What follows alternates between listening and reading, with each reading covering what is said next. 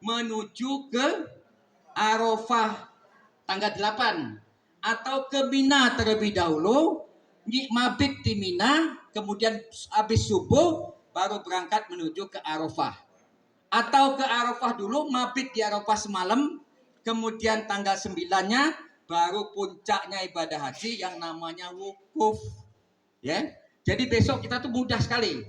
Kita cuma katakan ini tanggal 8, kemudian sebentar udah masuk tanggal 9, kemudian kita wukuf. Prosesi wukuf itu adalah dimulai dari khotbah wukuf, itu ya Ustaz ya.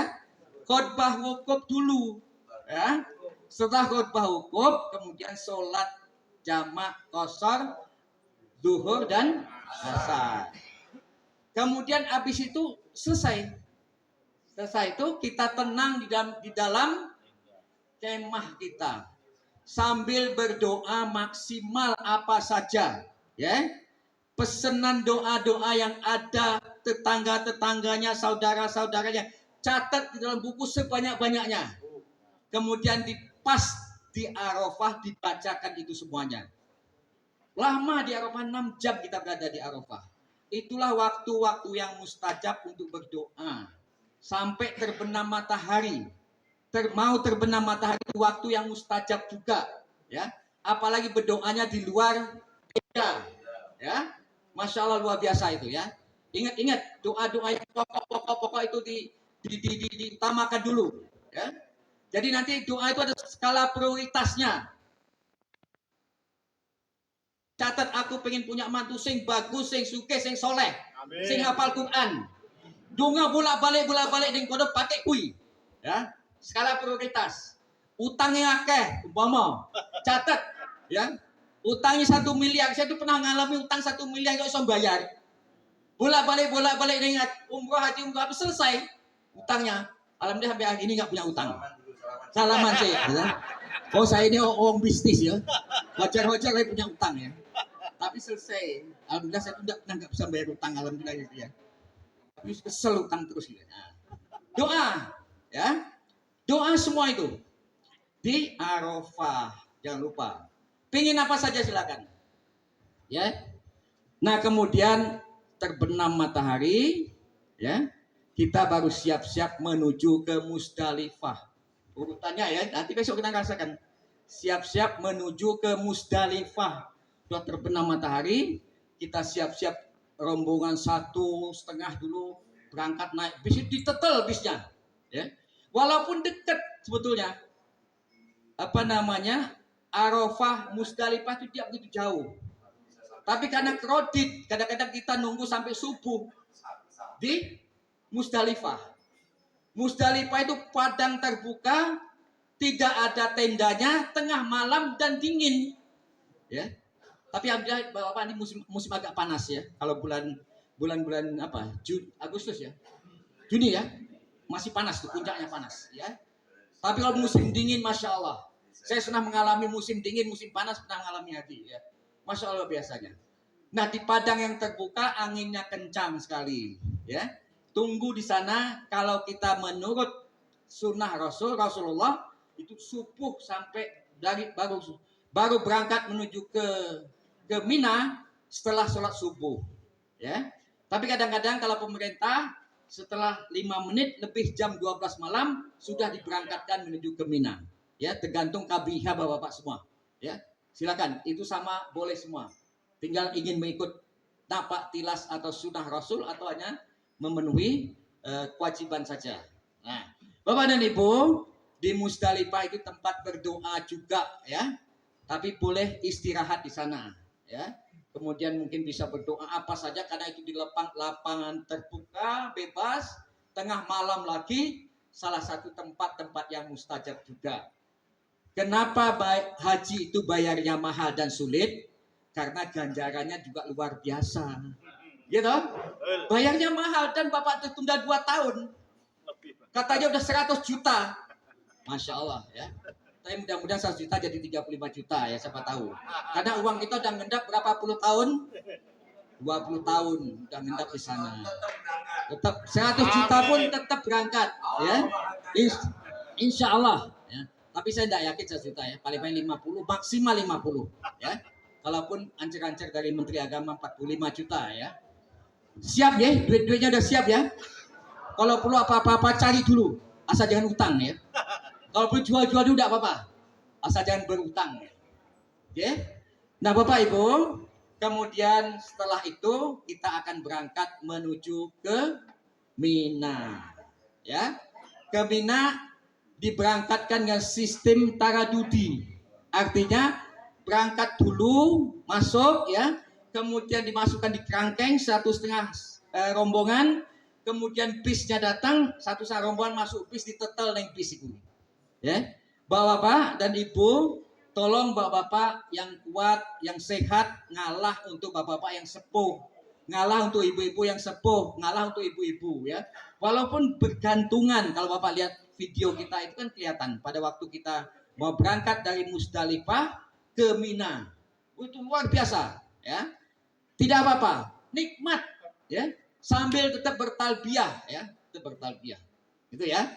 Nah kemudian sampailah kita ke Mina, masuk di kemah Mina.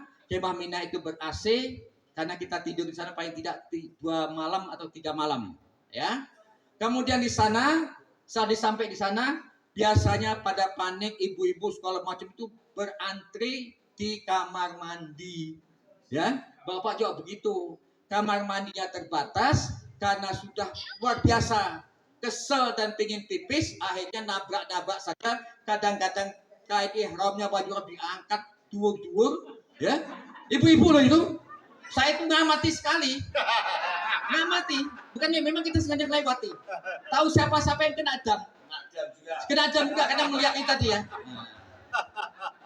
Sampai wah luar biasa ya. Nah, akan tolong dijaga gitu ya. Melihatnya bukan niat, Mas. Nah, bukannya niatnya. Ya?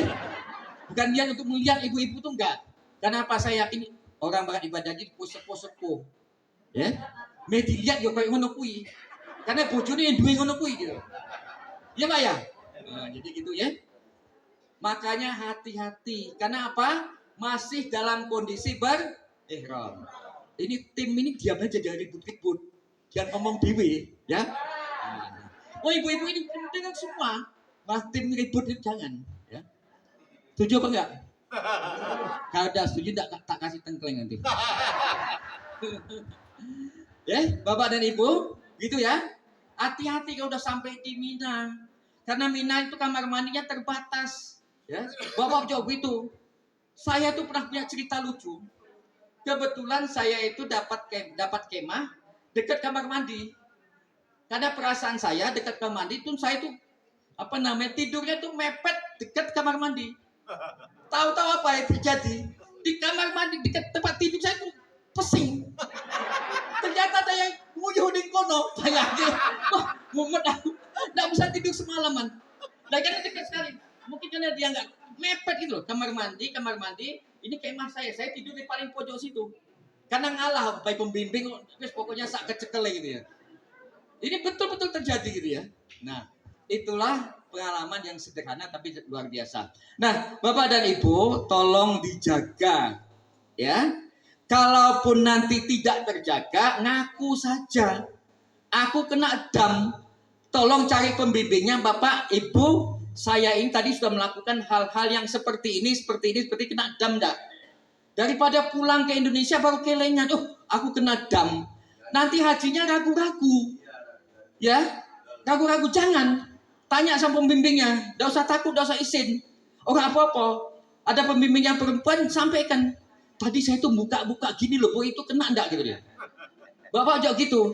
Tadi saya kencing sembarangan, ngencingi jamaah, kena enggak gitu. Ini umpamanya ada yang terjadi seperti itu ya. Tolong jaga dirinya masing-masing ya. Tolong ngontrol dirinya masing-masing. Karena melanggar dam itu hanya diri kita sendiri yang paling tahu terlebih dahulu, ya. Ataupun ada berkata kotor-kotor atau pikiran yang porno macam-macam, tolong dibayar dam gitu ya. Damnya dam tidak terlalu berat lah gitu ya. Nanti ada pembahasan tentang dam, nanti bisa tanya dengan Bapak di sini ya. Jadi tolong hati-hati sampai di Mina. Setelah di Mina, kita boleh melempar ya Mina. Sebaik-baiknya itu ada ba'da duha. sebaik-baiknya. Ya, kalaupun tidak ba'da duha, monggo jam-jam yang diperbolehkan. Ya, kemudian yang kita lempar besok itu kita akan lempar adalah ulah usta akobah. Ulah usta akobah. Cuma satu tok yang kita lempar. Besok kita praktekkan pada waktu kita berangkat ke melempar jumroh. Besok kita akan melempar jumroh hanya satu sumur saja. Akobah. Kita melewati ula, ustoh, akobah. Tapi akobah yang kita lempar. Tel 7 biji. Masa teknisnya besok dibawa oleh pembimbing. Sampaikan pembimbing bagaimana cara melempar, doanya dan seterusnya. Ya. Kemudian setelah melempar kita melaksanakan tahalul. Ya. Tahalulnya itu bukan setelah sa'i, tapi setelah melempar jumroh akobah. Itu bedanya tahalul umroh dengan tahalul haji. Itu aja baru tahalul awal. Nah, ya. Nah, oleh karena itu setelah melempar 7 kali Bapak tahalul, dipotong rambutnya, biasanya digunduli rambutnya. Teknisnya nanti di sana bicara atau sama pembimbingnya bagaimana teknisnya. Gundul sama sekali. Bapak dan Ibu betapa nikmatnya setelah lempar jumroh akobah selesai, masya Allah, baru akobah aja. Ya, kalau yang memang hatinya lembut sekali akan nangis, ya Allah, ternyata saya ini setelah menyelesaikan tugas saya melaksanakan ibadah haji walaupun belum sempurna, masih ada beberapa. Ya. Nah kemudian kita pulang lagi ke kemah kita di Mina. Jaraknya antara kemah kita ke Mina tergantung posisi di mana kita berada. Ya. Di posisi mana? Di maktab nomor berapa? Ada maktab yang jauhnya 7 kilo. Ada maktab yang jauhnya cuma 2 kilo. Ada maktab yang depan terowongan. Masuk terowongan, keluar terowongan udah sampai di Jamarot. Ya. Di terowongan tuh enak. Ber-AC, ada apa yang sing jalan itu? Eskalator ya berjalan. Bahkan tentaranya ngipas-ngipas gitu ya. Karena saking banyaknya orang situ. Insya Allah aman ya. Kalau dulu terowongan cuma satu, sekarang sudah 2. Bolak dan balik satu arah semua. Ya, insya Allah aman. Dan sangat senang sekali ya. Sama-sama temannya, wah masya Allah luar biasa senangnya. Kemudian kita berangkat. Setelah kita pulang ke Mina, hari kedua di Mina kita istirahat. Ya. Bisa tidur-tiduran, bisa makan seperti biasa. Kemudian hari kedua kita berangkat lagi menuju ke Jamarot melempar ula, usto, akobah. Ya.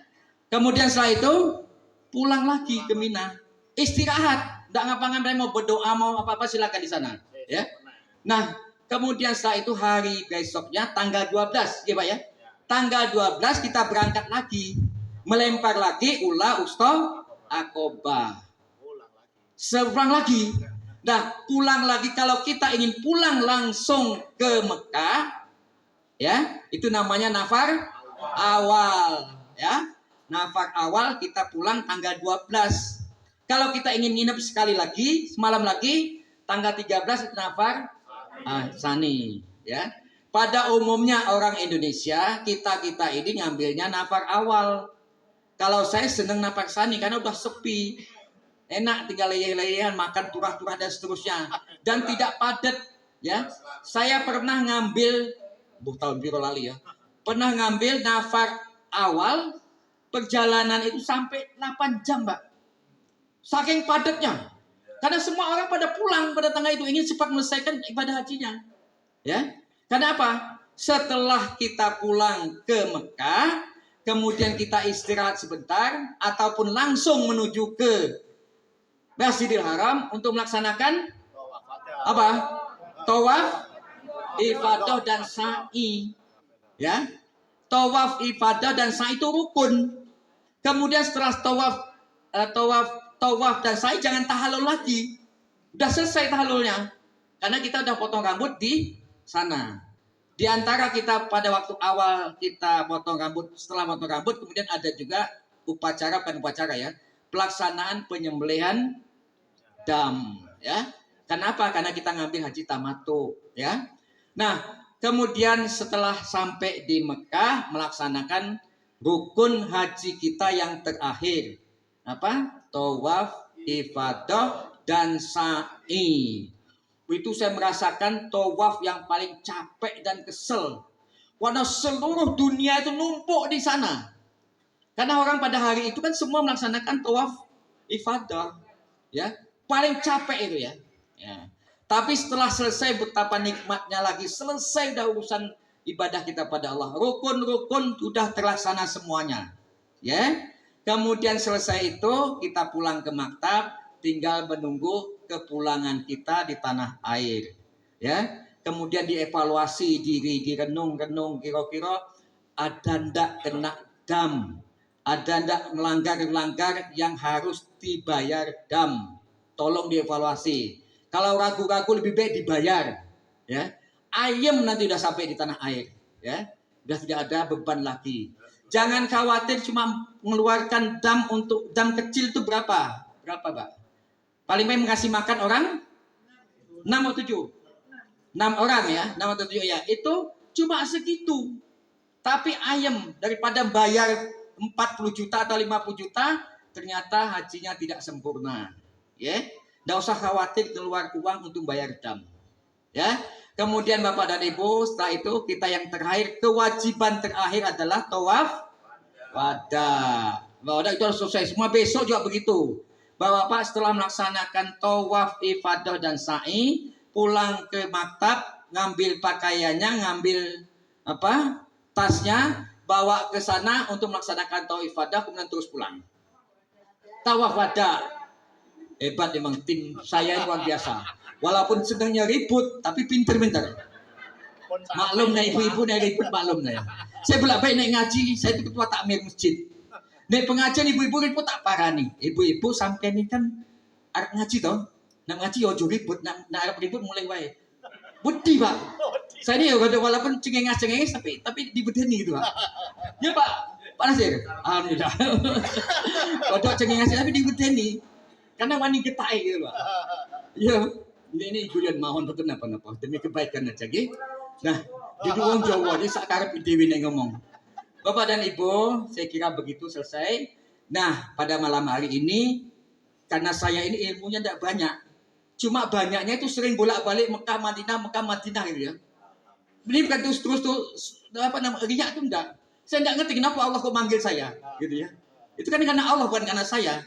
Cuma saya ceritakan ini sebuah syukur nikmat, gitu ya. Karena saya itu punya biro umrah namanya Dewangga, sekalian promosi. Pak Haji punya biro, beberapa teman-teman kita punya biro, ya. Biro saya itu setahun tuh berangkat 2.000 sampai 3.000. Saya tuh hampir 2 bulan sekali, sebulan sekali berangkat. Jadi apa itu yang bukan apa ya? Syukur nikmat gitu. Kalau tidak karena Allah, tidak akan mungkin terjadi. Semua itu karena Allah. Saya cerita karena syukur aja.